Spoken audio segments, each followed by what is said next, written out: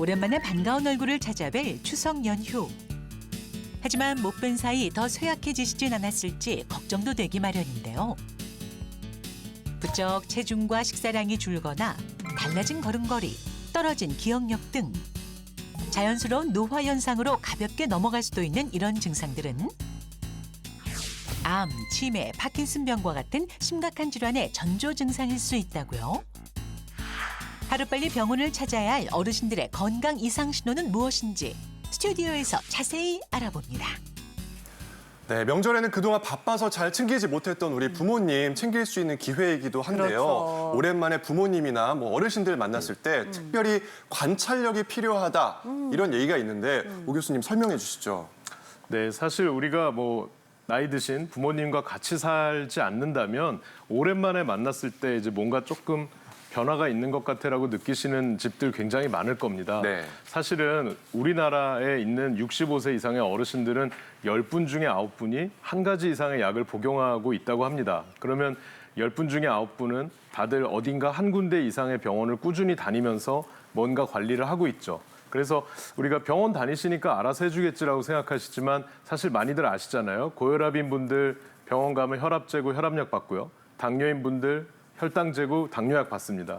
그럼 그 외에 다른 것들에 대해서 사실 물어볼 기회나 의사가 먼저 물어보는 걸 기대하기는 조금 힘들잖아요. 그래서 이런 기회에 명절날 오랜만에 이제 부모님 만났는데 조금 이런 거 한번 생각해봐야 되지 않을까 하는 점들을 포인트처럼 좀 말씀을 드리려고 합니다. 네, 그러면 명절에 오랜만에 가족이나 어르신들을 만났을 때 이런 점이 달라졌다면 눈여겨봐야 하는 것들 알아보도록 하겠는데요. 교수님들의 관찰 노트가 준비되어 있는데 첫 번째 오범조 교수님의 관찰 노트부터 보겠습니다. 무엇을 확인하세요? 기침을 확인하라고 하셨는데요. 감기가 드셨는지 알아보라는 걸까요? 네, 사실은 환절기에 그냥 기침하면 감기 걸렸나 봐 이렇게 생각하기가 굉장히 쉽죠. 그래서 네. 기침이 난다라는 게 이제 호흡기에서 자극을 받아서 그런 소리 내면서 이제 기침을 하게 되는 걸 상상하실 수가 있는데 우리가 기침을 감기랑 동일시하는 건 아닙니다. 이 기침이라는 게 날 수 있는 이유는 굉장히 다양하고 그중에서 어떤 것, 그러니까 감기 말고 또 다른 어떤 것들의 경우에는 이게 단순히 그냥 그래서 기침이 나지 정도가 아니라 다른 원인을 찾아서 치료를 반드시 해줘야 되는 질환의 일부일 수 있기 때문에 가볍게 여기면 안 될 것 같습니다. 네, 기침을 관찰해야 한다고 하니까 좀 막연할 수도 있는데 그래서 관찰 포인트를 한번 짚어보도록 하겠습니다. 함께 보시죠. 자, 얼마나 오래 지속되고 있는 기침인지 이것을 알아봐야 하는군요, 오 교수님. 네, 사실은 가장 이제 중요한 점, 그러니까 우리가 위험하다, 좀 신경 써서 봐주자라고 하는 기침은요. 8주 이상 지속되는 오래된 만성 기침입니다. 우리가 얼마나 오래냐에 대해서 좀 이렇게 논란이 있었지만 거의 대부분은 8주를 이제 근거로 잡습니다. 그래서 2달 이상 기침을 계속하고 있다라고 만약에 부모님께서 말씀하신다면 우리가 조금은 신경을 써보자라는 말씀을 먼저 드리고요. 원인은 굉장히 다양합니다. 감기는 빼고요. 근데 가장 이제 흔한 이유들은 3대 원인은 천식이나 또는 역류성 식도염, 후비루 같은 것들이 있고요. 사실은 이제 10%나 20%의 경우에는 온갖 검사를 다 해도 끝까지 원인을 모르는 그러니까 원인을 잘 모르는 경우도 있긴 있습니다만 예를 들면 역류성 식도염이 왜 식도가 쓰린 게 아닌가? 근데 사실은 기도까지 올라왔을 때는 계속 마른 기침을 일으킬 수가 있고요. 그다음에 천식도 있습니다. 우리가 천식을 젊은 나이에 생기는 거라고 생각하시는 분들이 많은데 늦게 생기는 천식도 있고요. 후비루라는 단어는 조금 낯설게 느껴질 수가 있는데 쉽게 말씀드리면 우리가 콧물을 들이삼키는 걸 상상해 보시면 그 목 안쪽에 있는 구멍이 있잖아요. 네. 거기로 자꾸 반복적으로 생기는 콧물이 뒤로 넘어오기 때문에 그걸로 인해서 자극을 받아서 마른 기침을 계속 할 수가 있습니다. 그래서 이런 다양한 종류의 기침들은 단순히 기침으로 넘어갈 게 아니라 해당 질환을 진단해서 치료하는 것이 굉장히 중요한 일이 됩니다. 네, 그럼 이어서 기침 관찰 포인트 두 번째 보도록 하겠습니다. 가래가 동반된 기침인지 봐야 된다고요. 보통은 담배 피우시는 분들이 주로 가래 기침이 생기던데요. 이게 관련이 있는 건가요, 교수님? 네, 사실은 담배도 좋은 의견이십니다.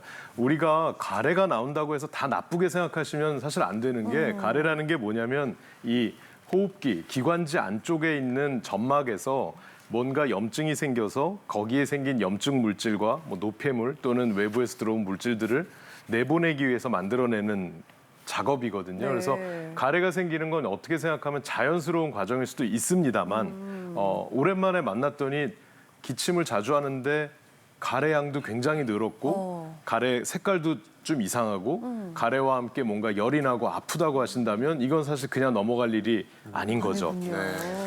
그리고 특별히 뭐 말씀드리면 이제 대표적인 게 우리가 갑자기 가래가 심하게 난다 그리고 열도 좀 나는 것 같은데라고 하면 폐렴을 의심하는 게 굉장히 일반적이고요.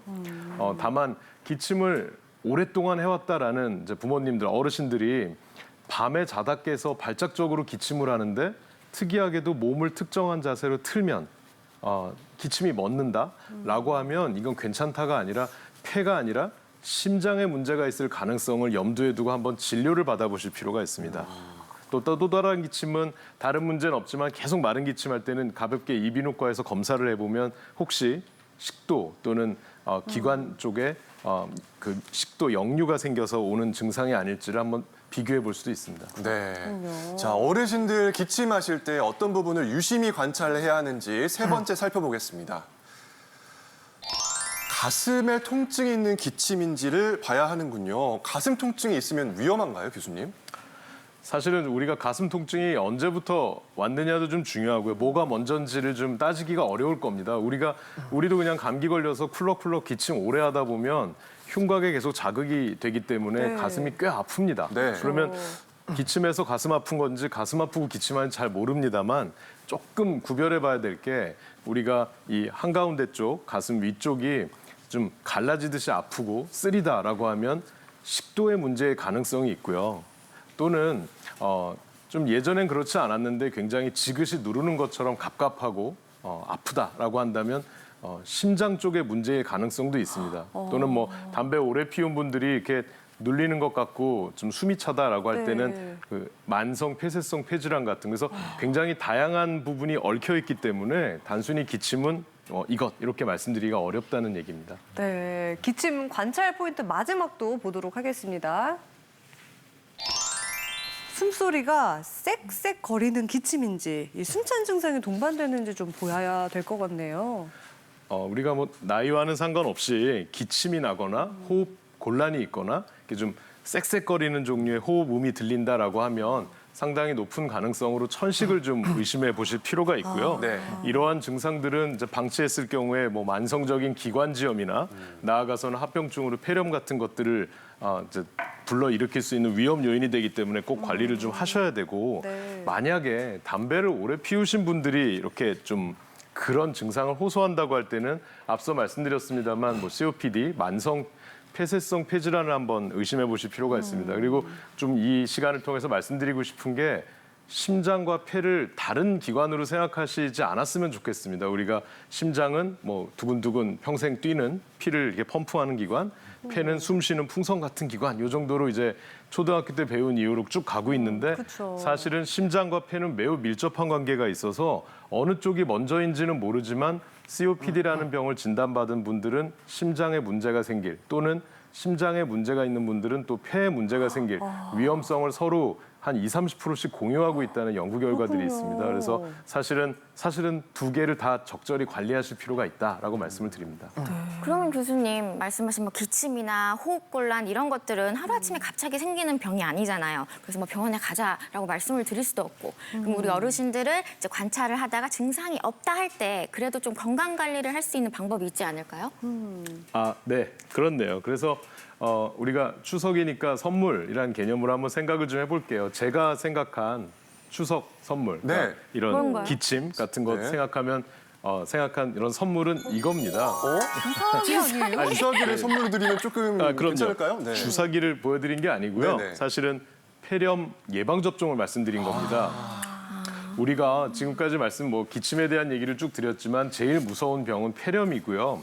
우리가 뭐 나이 들어서 암이나 심장마비, 뇌졸중 이런 것들에 대해서 굉장히 걱정이 크지만 대한민국의 사망률에서 3위 또는 4위를 차지하고 있는 건 사실 폐렴입니다. 그래서 고령인 그러니까 어르신들이 만약에 이 병에 걸렸을 때, 그러니까 우리 같은 그러니까 상대적으로 젊은 사람들이 걸렸을 때보다 고령인 분들이 걸렸을 때 훨씬 위험하고 합병증도 더 심하고 그래서 반드시 예방되어야 할 질환은 폐렴인데 이러한 폐렴을 예방할 수 있는 가장 효율적인 수단은 바로 이 예방접종이고요.